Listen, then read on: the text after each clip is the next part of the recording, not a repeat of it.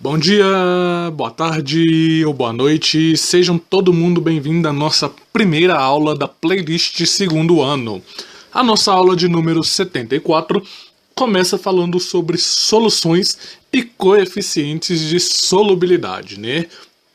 Nossa playlist segundo ano de ensino médio, parabéns a todos que estão aqui, né? Porque, no mínimo, já passaram aí do primeiro ano, agora faltam só 2 anos para formar, muito bem. Galera, então vamos lá, né? Essa aula ela faz parte das aulas regravadas do canal Help Química, beleza? E todas as aulas de soluções, elas vão ser regravadas no intuito de melhorar a qualidade de nossas aulas. Muito bem. Pessoal, soluções. O que são soluções? Soluções são todas e quaisquer mistura do tipo homogênea. Beleza? Quais misturas são homogêneas? Aquelas que nós enxergamos somente uma fase nelas. E essas misturas, as soluções, elas podem ser gasosas, elas podem ser líquidas ou elas podem ser sólidas. Vamos ver então alguns exemplos para reforçar isso que eu estou falando. O que nós temos então, galera, é o ar atmosférico. Então essas nuvens que vocês estão vendo aí agora, tem uma mistura de nitrogênio, oxigênio, argônio, vapor de água, entre outros gases dissolvidos. Por esse motivo, o ar atmosférico é considerado uma solução gasosa. Sai dessa torneira também é uma solução, só que é uma solução líquida. Por quê? A água ela tem flúor, ela tem cloro, ela tem outros elementos químicos dissolvidos aí e alguns sais para fazer o tratamento dessa água. Essa água que chega até as nossas residências, ela também precisa conter alguns sais minerais, né, que é essencial para a vitalidade e o funcionamento do corpo humano. Por exemplo de solução, eu tenho a aliança de aço. A aliança de aço ela é uma mistura entre átomos, entre o elemento ferro e o elemento carbono, que dá essa característica aqui da aliança de aço. Nós vimos que as soluções, né, elas são todas as misturas do tipo homogênea, certo? E as soluções que nós trabalhamos em laboratórios, a maioria são líquidas. Por que são líquidas? Porque as soluções líquidas são mais fáceis de manusear, são mais fáceis para as reações químicas acontecer. Então, pessoal, nós vamos considerar que uma solução ela é sempre a razão entre o soluto e o solvente. Mas o que é esse tal de soluto? O que é esse tal de solvente? Entenderemos que o soluto é o que vem em menor quantidade. Geralmente nós consideraremos assim, beleza? E o solvente é o carinha que está em maior quantidade. Então, nós, para início de conversa, né, depois um pouquinho mais para frente, nós veremos como que vai ser a importância, né, a aplicação das soluções. Mas por enquanto, entenderemos que as soluções elas é a razão entre solutos e solventes.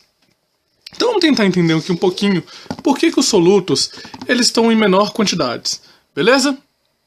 Imagina essa situação aqui, vocês têm um cristalzinho aqui de NaCl, aonde as bolinhas azuis são representadas cristais do Cl- e as bolinhas vermelhas são representando os cristais do Na+. Nós já tivemos uma aulinha para falar sobre isso. Se vocês não lembram, volta lá nas aulas de ligações iônicas. Muito bem. Olha, pessoal, quando essas partículas elas estão juntas, elas estão formando um composto iônico, elas formam a estrutura que nós chamamos de estrutura de redes, beleza? E essa estrutura de rede, essa estrutura que mantém as partículas ligadas umas nas outras, elas só conseguem se manter ligadas por causa de uma força de atração eletrostática existente entre as cargas opostas. O que é essa força de atração eletrostática? Essa força de atração eletrostática seria como se fosse atração da gravidade entre as partículas. E elas estão sempre se ligando na proporção de 1 para 1. Então observa. Uma partícula de cloro está ligada com uma de sódio, que está ligado com uma de cloro, que está ligado com uma de sódio, e assim vai indo. Por isso da proporção NaCl. Agora, vamos entender por que o solvente é o cara que tem que estar em maior quantidade. Seguinte, o sal, ele é muito duro. Todo mundo sabe disso. Mas quando nós colocamos ele em água, automaticamente ele se dissolve. E por que isso acontece?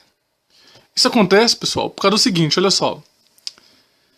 Por causa do solvente. A água, ela é um solvente. Então, aqui eu tenho uma partículazinha de água. Beleza? Ajustar a câmera aqui para ficar legal. Eu tenho aqui uma partículazinha de água. Quando essa água ela vai envolver uma única partícula de Cl-, que são representadas por essas bolotinhas azuis, esses hidrogênios aqui da ponta, que estão representados de verdinho escuro pra gente, isso daqui são os íons, são os hidrogênios da água, que vai ter um momento de dipolo parcialmente positivo. Nós também já vimos isso nas aulas de ligações químicas. Então, esse momento de dipolo vai estar envolvendo, né, a partícula do Cl-. Agora, olha só, olha o tanto de partícula de água que nós tivemos que ter para envolver uma única partícula de Cl-. Né, o tanto de molequinha de água que nós tivemos que usar para envolver uma única partícula de Cl-. Então, pessoal, aí é que tá. O solvente, ele tem que estar em maior quantidade porque ele vai envolver o soluto. Beleza? E de maneira contrária, é válida também. Olha o tanto de partículazinha de água, tanto de molequinha de água que eu vou ter que ter para envolver uma única partícula de Na+, que é essa bolinha vermelha aqui. Então, essas bolinhas marrons, elas estão representando o oxigênio, né, na água. Vamos subir só aqui mais um pouquinho. Então, essa bolotinha marrom, esse chamuscadinho marrom aqui, representa o oxigênio. E o oxigênio, ele tem um momento de dipolo parcialmente negativo. Beleza? Então, este momento de dipolo aqui vai estar interagindo com a partezinha positiva do íon NaCl. Mas por que então ele deixa de ser assim, né? Ele deixa de ser solta sua estrutura cristalina para ficar envolvido pelas partículazinhas de água, né? Pelas molequinhas de água. Isso acontece porque o abaixamento da energia do sistema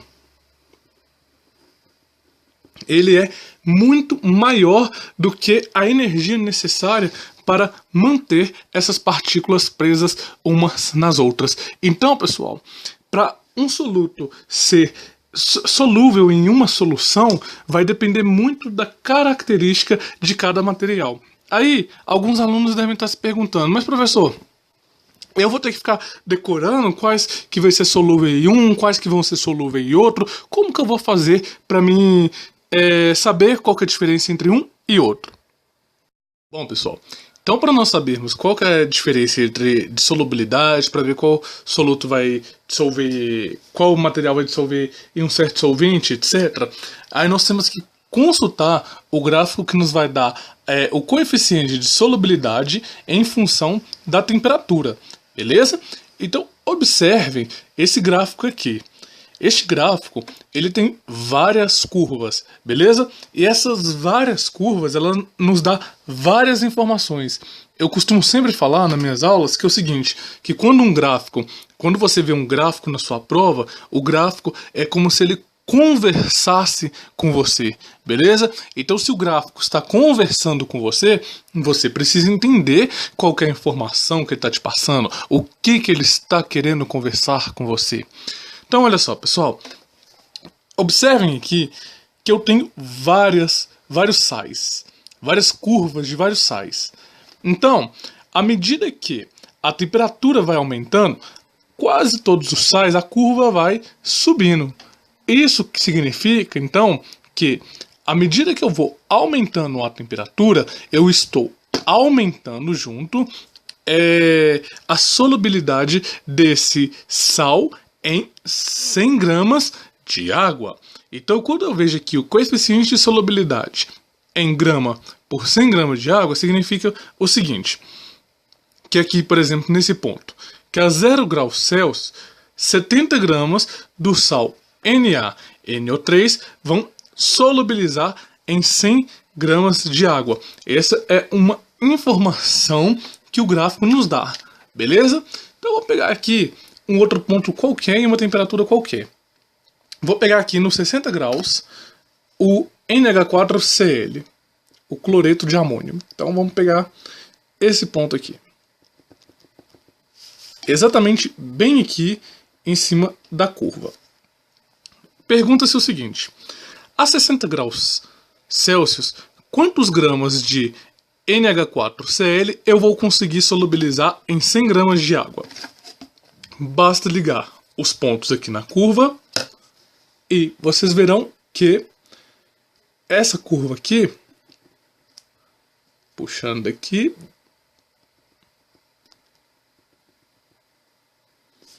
vai estar em aproximadamente 55 gramas. Ou seja, eu consigo solubilizar em 60 graus Celsius 55 gramas de NH4Cl quando eu usar 100 gramas de água.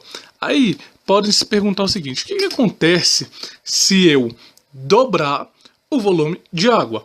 A solubilidade aqui vai dobrar também, porque eu estou colocando mais água. Agora, que ele pode te perguntar também: e se eu tirar pela metade o volume de água? Então, por exemplo, isso aqui é 60 graus Celsius, ao invés de eu usar 100 gramas de água, eu usasse apenas 50 gramas de água. Esse valor aqui, esses 55 gramas, ia cair pela metade na sua solubilidade. Beleza, pessoal? É basicamente essa a linha de raciocínio, é basicamente essa a ideia. Aí ele pode te dar uma situação parecida. Ele pode falar: olha, seu sistema começou com 60 graus Celsius, mas ele está agora com 20 graus Celsius.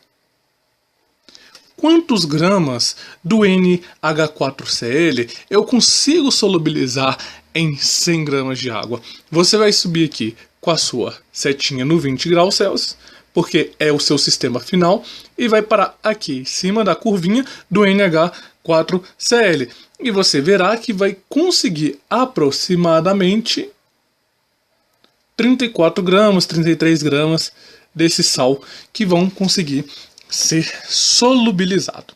Beleza? Então, pessoal, é basicamente assim que nós lemos a informação desse gráfico de várias curvas que ele nos dá.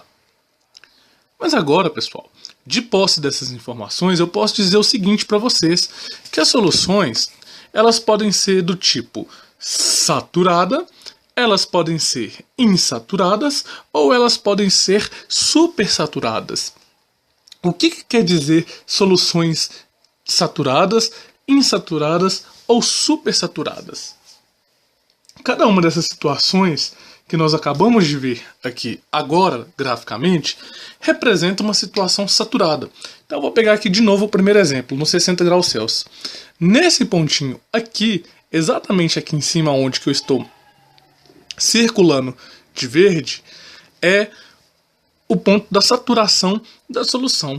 Ou seja, eu tenho o solvente, né, que no caso aqui é a água, está solubilizando um máximo de soluto, que nesse caso aqui é o NH4Cl, o máximo de soluto que ele consegue nessa temperatura. Se eu aumentar a temperatura, aí eu vou conseguir solubilizar mais, e assim vai indo. De maneira contrária, é igual. Se eu baixar a temperatura aqui, eu irei conseguir solubilizar menos. Beleza? Beleza. Então, pessoal, olha só. A solução saturada é aquela em que eu consigo solubilizar o máximo de soluto que eu tenho ali, né? A insaturada, não, a insaturada, o solvente ainda ele consegue solubilizar mais soluto. Então você pode ir adicionando mais um tiquinho de soluto, né, naquela mesma temperatura. E a supersaturada, o solvente já está solubilizando mais do que a capacidade máxima do soluto de dissolver ali. Então vai começar a ter um corpo de fundo, ou seja, vai começar a formar um sólido no fundo da sua solução. Como que você pode tirar essa insaturação? Dependendo da solubilidade, você pode aquecer, né, ou diminuir a temperatura, né, dependendo de qual sal você estiver trabalhando, ou ainda você pode adicionar mais solvente para continuar a solubilidade.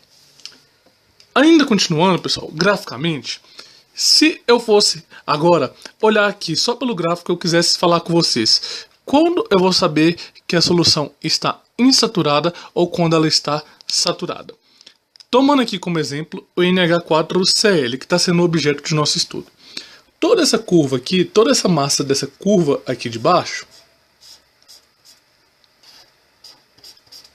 toda essa massa aqui, e o marca-texto está falhando, mas tudo aqui de baixo representa uma solução insaturada, porque ainda consegue solubilizar mais. E tudo isso daqui para cima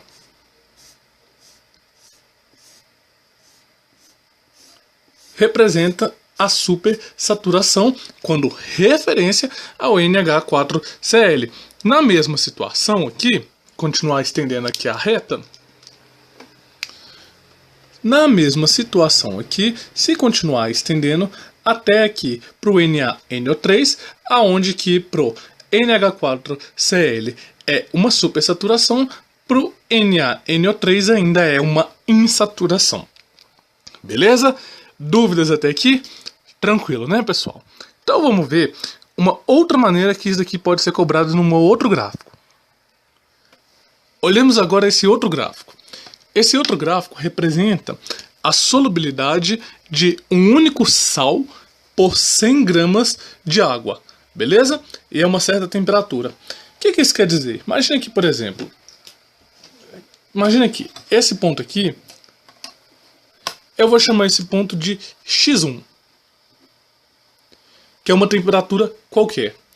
Eu comecei a trabalhar nessa temperatura X1, só que aí eu virei para você e falei assim, olha, a solução do sistema foi diminuída para uma X temperatura.